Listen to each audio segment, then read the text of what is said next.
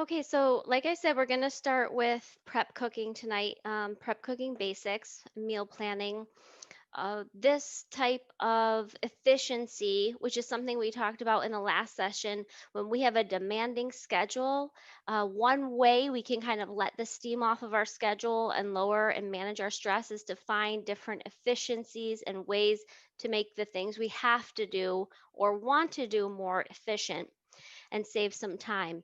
So cooking is one of those things like we have to eat, we want to eat healthy, we want to eat consistently because we have health goals, we have weight loss goals, we have fitness goals. And so one thing that really throws a wrench in our plans is surprises, poor planning, fatigue, crazy hunger. So, meal planning and meal prepping can really help us continually make consistent efforts and make a consistent action towards our goals by taking the surprise element out. And if we can do this, it will save us time and we can have more opportunities to consistently eat the healthy food that supports our goals. So basically, food prepping, we can kind of take a look at culinary arts since that would be the scaled up version of it. And this is where we can see where the efficiencies come from. I mean, imagine going to a restaurant and nothing was prepped, and every single item that was ordered was made and prepped there and then cooked. Like that wouldn't be very efficient.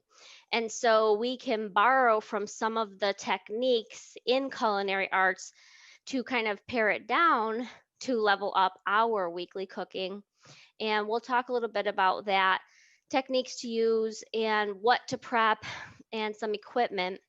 But basically, when it comes to meal planning, you're going to want to sort of plan. Uh, you can do weekly, or you can do every 2 weeks, or seasonal. I personally have a 2 week rotating menu, and once my 2 week rotating menu is set, that gives me a 2 week rotating ingredient list, which I'm able to then sort of automate my grocery shopping with. And in our next lesson, I'll show you some of the apps and little bits of technology that we can use that's really cool to help us sort of automate that. But today we'll talk about meal prep basics. And so the first thing is you got to get your plan, you got to know what to eat. What you need to prep cook and what you want to design your meal prep plan around should be basically food that you like, that you know you like, and just that like next level leveled up version of that food, a little bit healthier.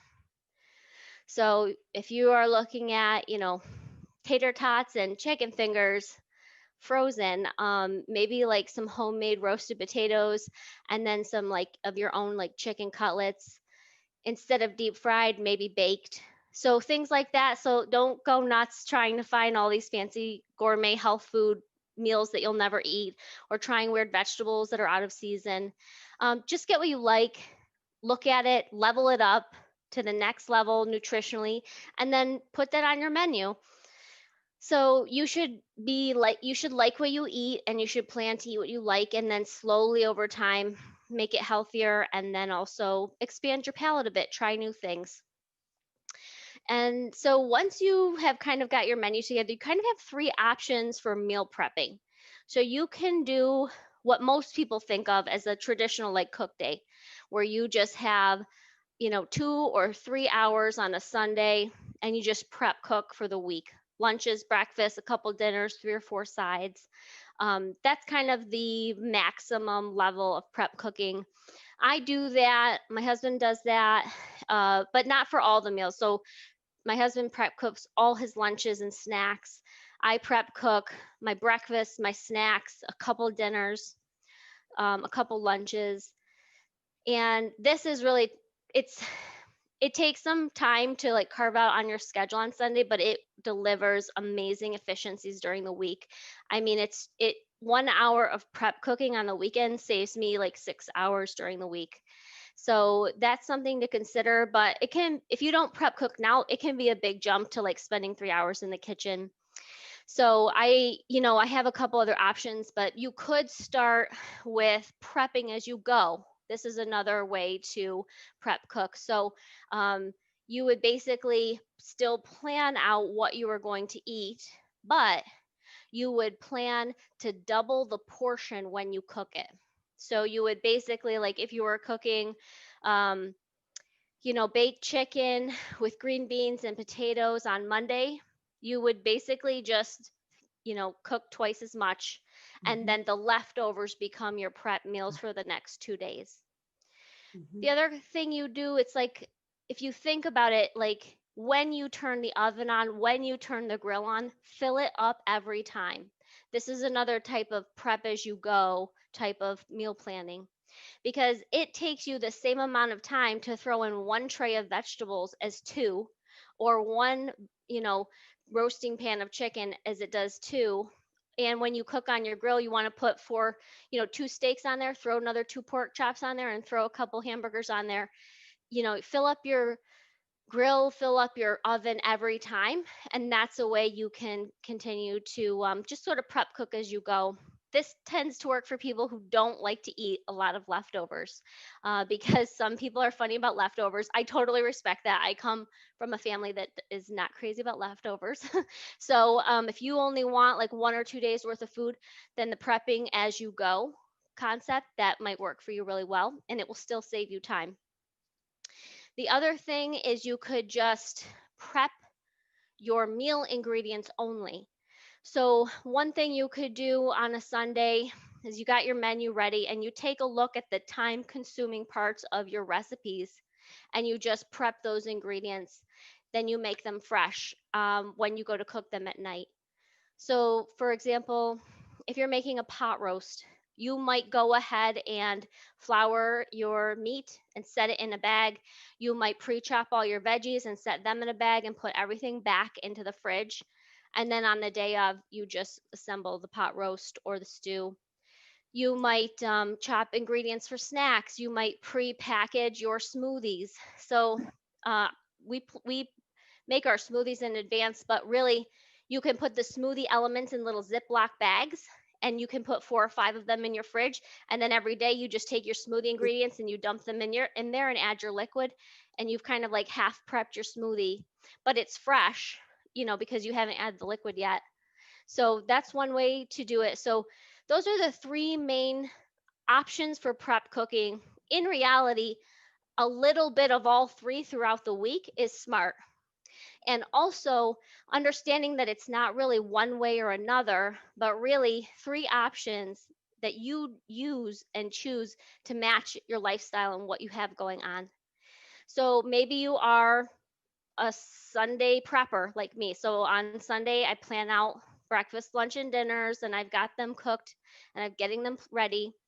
But sometimes we go on vacation. Sometimes I'm sick. Sometimes we're out rock climbing. I'm not a slave to my healthy behaviors. They serve me. And so sometimes I got to change it up. So if I'm not around on a Sunday, then I switch to prep as I go and I have my meal plan, but I just like double my my Mhm. dinners, and then they become my lunches and they become leftovers.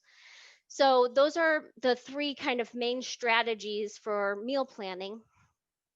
And then again, like I said before, it's important to know, like, to prep cook, it's best to just eat what you like and then find that healthiest version. Um, I love tacos. We do one kind of tacos or another every week. And when you think about prep cooking food to make it available for yourself, that's basically what you're doing. Fast food and processed food is extremely convenient. That's not a coincidence. And it's not a coincidence why we eat so much of it. It's very readily available. It comes in a ready to eat form, and if we have a demanding lifestyle and a rigorous schedule that hasn't been focused on health and nutrition, we're just constantly going to find that food in our path. What meal planning allows us to do is have the best of both worlds. You will be able to have all of your nutritious food and it's convenient with a little bit of time investment, either at the start of the week or in the evenings.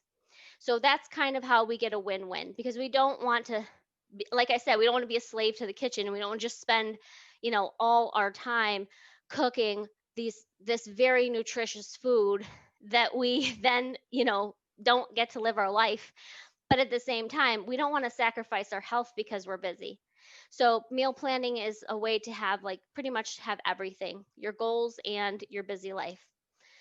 So when you're thinking about getting into meal planning and prep cooking, there are a few pieces of kitchen equipment that really pay off big when it comes to time savings.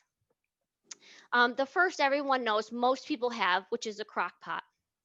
A crock pot is, I recommend having two, one a small one and one like oval or round that you can put roasts in. Like they are like 4 to 6 quarts, a big one, and then I have a small 2 quart one. This is nice because you can do smaller pieces of meat in the small one for, you know, making chicken salad, making egg salad, making smaller lunch portions or snacks. You can cook grains in it, smaller portions of grains. You can do overnight oats in the small one. But then you have the bigger one, the bigger meat for your roast that you would break down.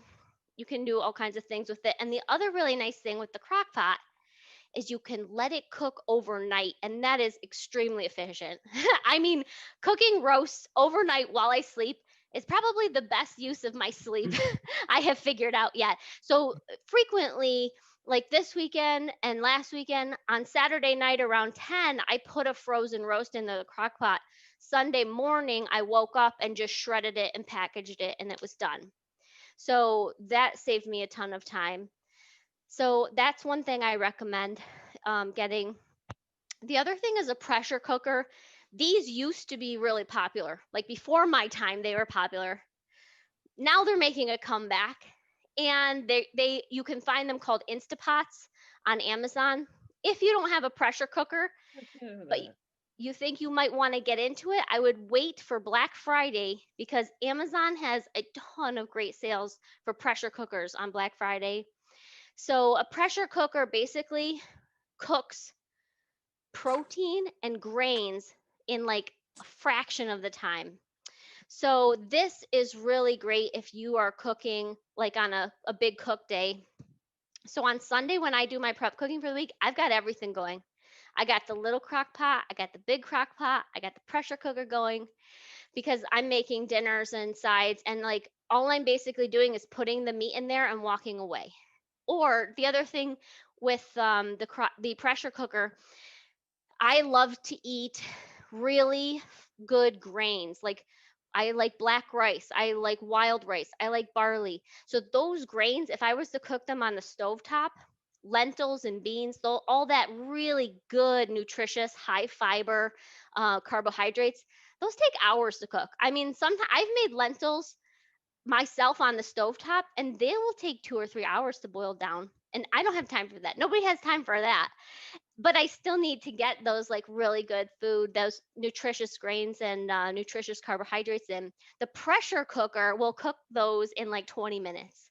I mean, it's fantastic. So I highly recommend that because it breaks the grains down and it also breaks the proteins down really well. The other cool thing is like it does other stuff even faster. So like I can make an entire head of cabbage in 4 minutes.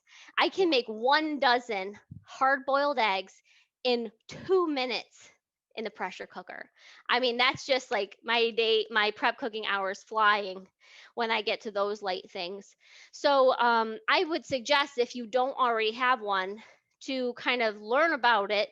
And if you think it's something you would like to use, definitely grab one. And I suggest getting one around Black Friday because they're like $40 or $50 when they're on sale, but they can be. I mean, I've seen ones that do all kinds of stuff, and they can get up into the couple hundreds of dollars. But you don't need a fancy one. You just need something that holds like maybe 4 quarts or 6 quarts, depending on how much you're doing.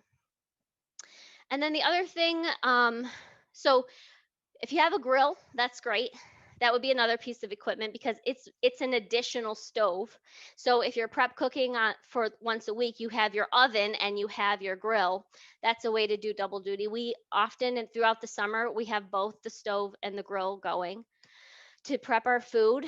But if you don't have a grill, don't forget about your broiler for leaner cuts of meat. So we'll talk about that when I talk to you a little bit about the cuts of meat and everything.